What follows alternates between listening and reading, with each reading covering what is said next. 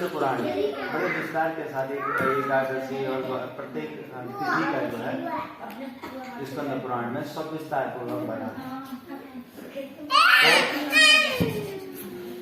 माता जी का नाम है, कोई वैक्सीन लेते तो पहले उसका हमें मालूम होता है कि भाई ये हमारा सिर दर्द सही करेगा, ये हमारे जोड़ दर्द सही करेगा। तो महात्मा का होता महिमा, इससे फल की प्राप्ति क्या होती है। तो कहीं भी कोई भी शास्त्र है उसके पहले उसकी महिमा का वर्णन किया गया। महात्मा मतलब महिमा, उसका क्या फायदा है, क्या उसकी फल प्राप्ति है। ये एकादशी में भगवान ने कहा सबसे प्रिय मेरे को एकादशी श्रुति बड़ी प्रिय है।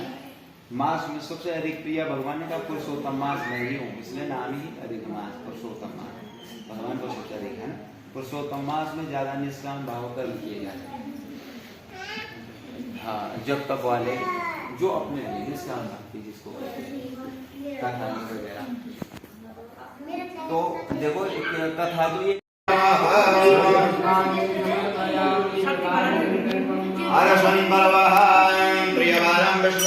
विष्णु हरे शरणं महान ओम हरि ओम विष्णु श्रीमद्भगवतो महापुरुषस्य विष्णु राज्य प्रधान सत्य से ब्रह्मणो नित्य प्राणी श्री द्वारा कल्पे वसवत मनमंतरिष्ठा विष्णुमय कलियुगे कलिप्रथम चरणे चंबू द्वीपे भरतखंडे भारतवर्षे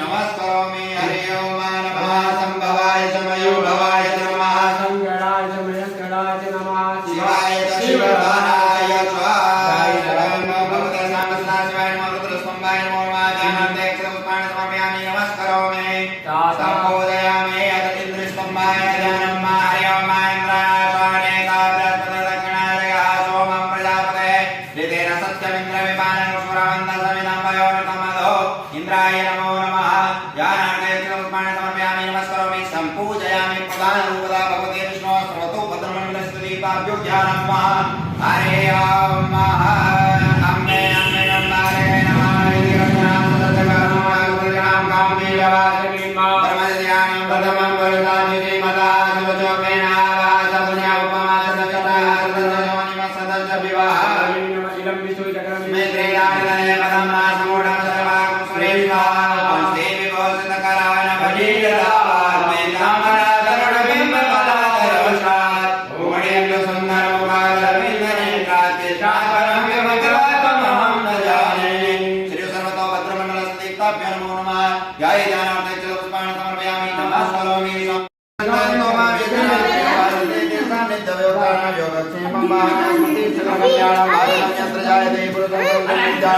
ब्रजा में शरणं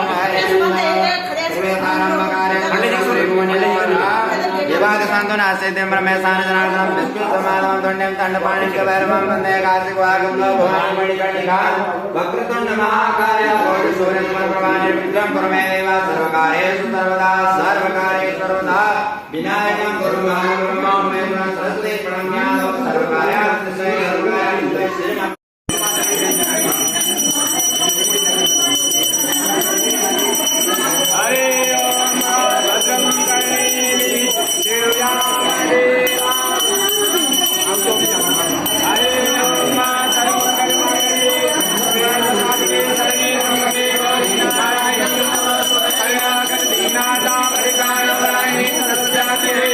नारायण नमस्ते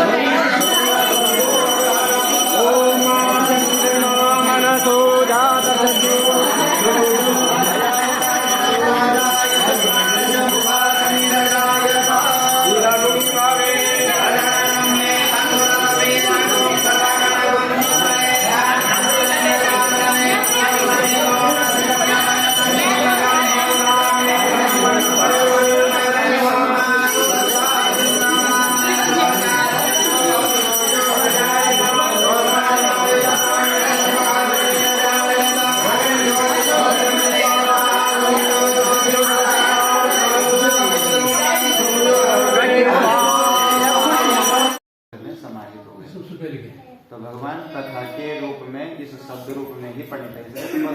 भागवत जी को कहा गया, शास्त्रों को कहा तीनमयी बाणमयी मूर्ति, भगवान की ही बाणमयी मूर्ति क्या है, भगवान की कथा है। और सबसे पहले जहाँ कथा होती है वहाँ रघुनाथ कीर्तनम तत्र मस्तकांजलि, कृतमस्तकांजलि, जहाँ भगवान की कथा होती है वहाँ सबसे पहले हनुमान जी आकर विराजमान हो जाते। जो हनुमान जी से पूछा गया कि बोला आप तो राम जी जब अपने घर धाम को जाने लगे, गोलोक धाम को, तो बोला हनुमान चलो तुम भी चलो। तो हनुमान जी ने कहा थोड़ा खिन्न मना बैठे हैं, बोला नहीं हमें नहीं चलना। बोला क्यों? बोला क्या वहाँ भगवान का गुणगान सुनने के लिए मिलेगा, कथा अमृत मिलेगा? तो बोला अरे वहाँ कथा की क्या जरूरत, वहाँ तो हम स्वयं विराजमान नहीं, तो फिर कथा की क्या आवश्यकता? बोला नहीं फिर तो हम नहीं जाएंगे। जो ताकत कथा में है वो वहाँ भगवान के साथ रहने के लिए। इसलिए हनुमान जी को प्रभु ने प्रदान दे दिया, जाओ चारों युगों पर कहा तो तुम्हारा है जगत उजियारा। तो चारों युगों में विराजमान हनुमान जी, जहाँ भी भगवान का कथा होता है वहाँ सबसे पहले हनुमान जी विराजमान।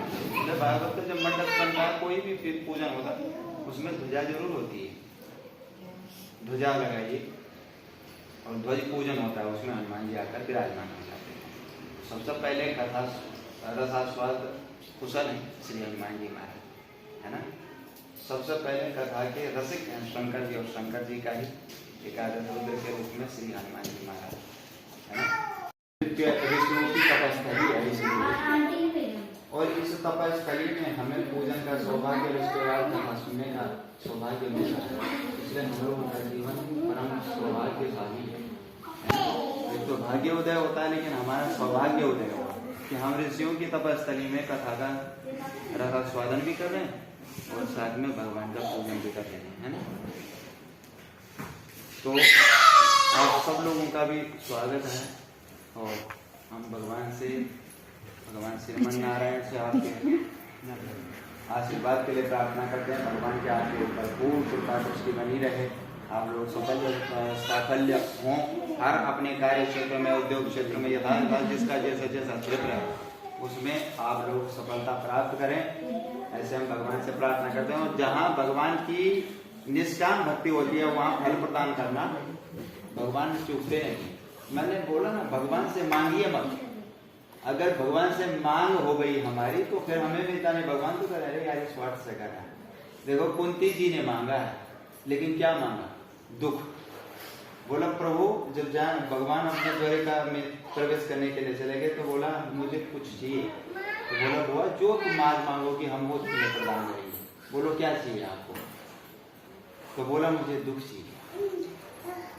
भगवान ने कहा वाह ये कैसी विचित्र मांग है भाई, सब तो सुख की याचना करने वाले। और यही जो है, हाँ उद्धव जी ने भी ये प्रश्न किया कि प्रभु सब तो सुख की लालसा करते हैं, दुख क्यों नहीं चाहता कोई? तो यही जब प्रश्न किया है कुंती जी ने, तो भगवान ने पूछा क्यों? तो बोला यही है कि जब भगवान का जब हमारे अंदर सुख और संपत्ति आ जाती है, हम सौभाग्यशाली हो जाते हैं, हमारे पास कोई कमी नहीं रहती, तब भगवान अब याद ही नहीं आता। सुख में सुमरन कोई नहीं करता, दुख में करे सब कोई, है ना। तो सुख में अगर सुमरन होगा तो दुख हो ही होगा ही, तो इसलिए सुख में सुमरन करें, है ना। तो ये सुख के याचना इसलिए दुख मांगा कि भगवान की सदैव याद बन जाए। हरि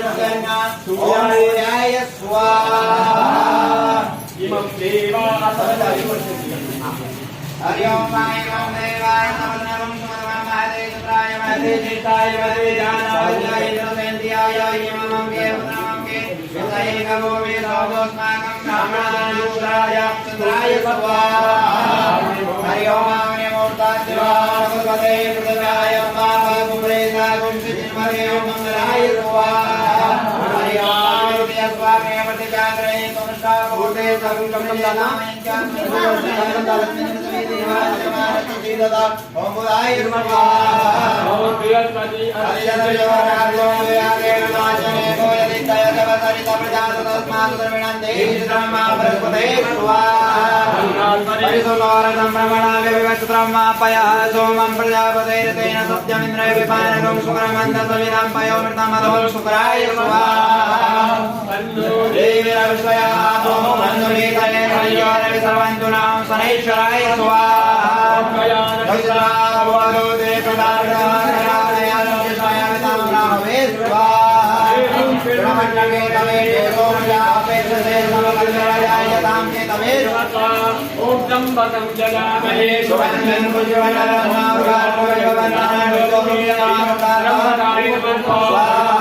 ओम मंजुपादिताय नमः स्वाहा ओम भूस्वाहा ओम भुवस्वाहा हरे ओम मातर्वसे का बोला स्वाहा